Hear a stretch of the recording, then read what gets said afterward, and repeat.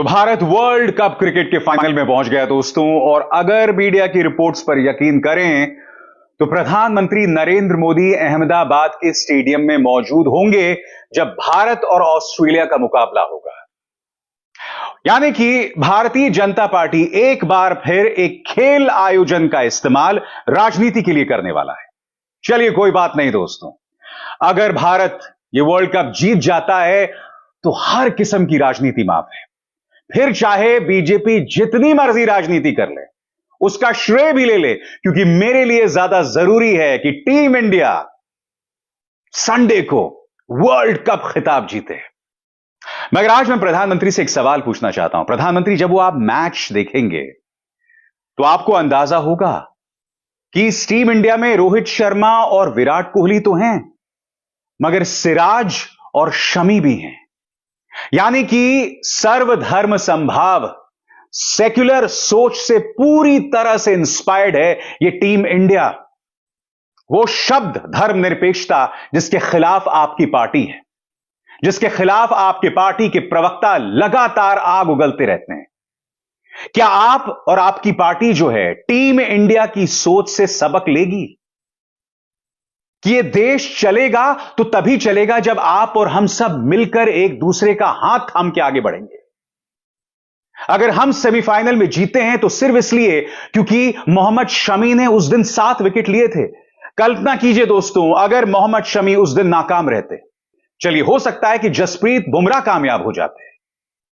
मैं नहीं भूला हूं कि मोहम्मद शमी ने एक कैच ड्रॉप कर दिया था जसप्रीत बुमराह की गेंद पर। तब आपकी पार्टी का प्रचार तंत्र मोहम्मद शमी को गालियां देने लग गया था। मैं नहीं भूला हूं जब हम पाकिस्तान से एक मैच हारे थे, तब मोहम्मद शमी को किस तरह से गालियां दी गई थी। और जब विराट कोहली उनके पक्ष में उतरे थे, तब उनकी मासूम बेटी को आप ही के प्रचार तंत्र से जुड़े एक गुर्गे ने बलात्कार की धमकी दी थी। और तब आपका पूरा प्रचार तंत्र लग गया था यह कहने में कि ये जो बलात्कार की धमकी है वो पाकिस्तान से आई थी, जबकि वो व्यक्ति हैदराबाद में काम कर रहा एक इंजीनियर था। इस तरह से आपके प्रचार तंत्र ने लोगों के अंदर नफरतें भर दी हैं। मैं आपसे सवाल पूछना चाहता हूं, जब आप भारत को खेलता हुआ देखेंगे तब क्या आपकी निगाह इस बात को होगी कि यह टीम जो है वो हिंदुओं, मुसलमानों, हर किस्म की जाति के साथ बनती है, हर राज्य से आते हैं खिलाड़ी। मैं आपका परिचय कराना चाहता हूं प्रधानमंत्री तमाम लोगों से। सबसे पहले रोहित शर्मा, ऐसा लगता है कि उत्तर भारत से होंगे मगर वो मुंबई की तरफ से खेलते हैं। इसके अलावा प्रधानमंत्री विराट कोहली, शुभमन गिल, एक पंजाब से है, एक दिल्ली से है। मोहम्मद सिराज तेलंगाना से है। मोहम्मद शमी उत्तर प्रदेश का रहने वाला है, मगर वो खेलता कहां से है? पश्चिम बंगाल से खेलता है। इसके अलावा सूर्य कुमार और कुलदीप यादव, दोनों यादव हैं उत्तर प्रदेश के। श्रेयस अय्यर बुनियादी तौर पर केरल से हैं मगर मुंबई से खेलते हैं। केएल राहुल मैंगलोर से हैं। हार्दिक पांड्या गुजरात से हैं। रविंद्र जडेजा गुजरात से हैं। और रविंद्र जडेजा की तो पत्नी आपकी पॉलिटिकल पार्टी से भी है ना। कहने का अर्थ क्या है? यह मेरी खूबसूरत टीम है जिसमें इतने रंग हैं।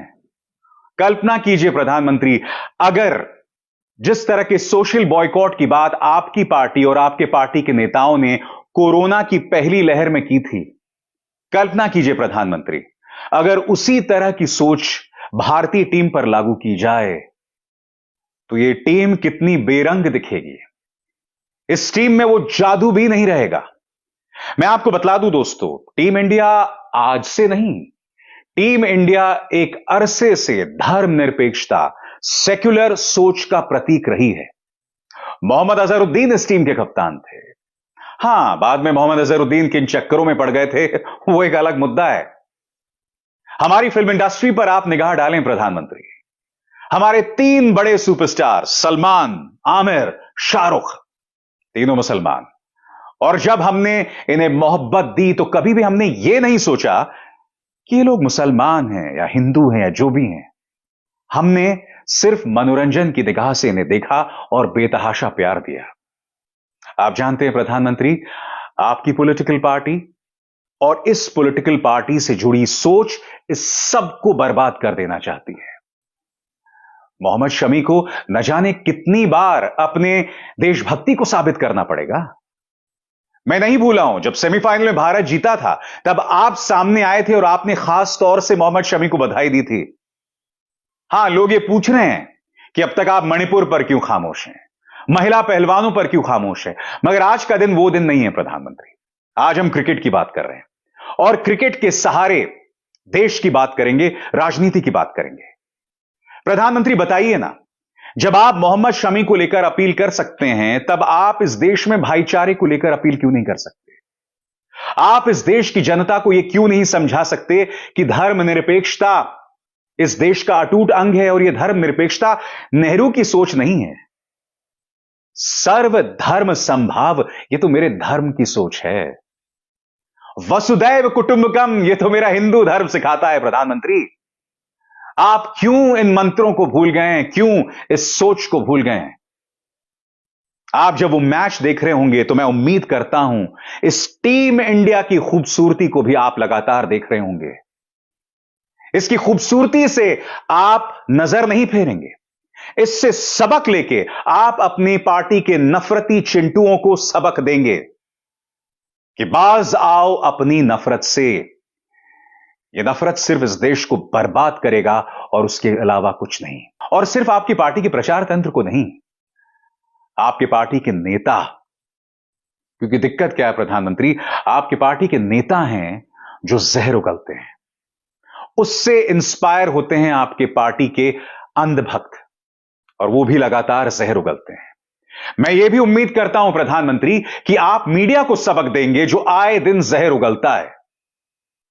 और मैं ये उम्मीद करता हूं गोदी मीडिया से कि फाइनल से पहले वाहियात कार्यक्रम नहीं चलाए जाएंगे कि कप जिताएंगे मोदी, मेडल जिताएंगे मोदी, भारतीय टीम को जीत के गुर सिखाए मोदी जी ने।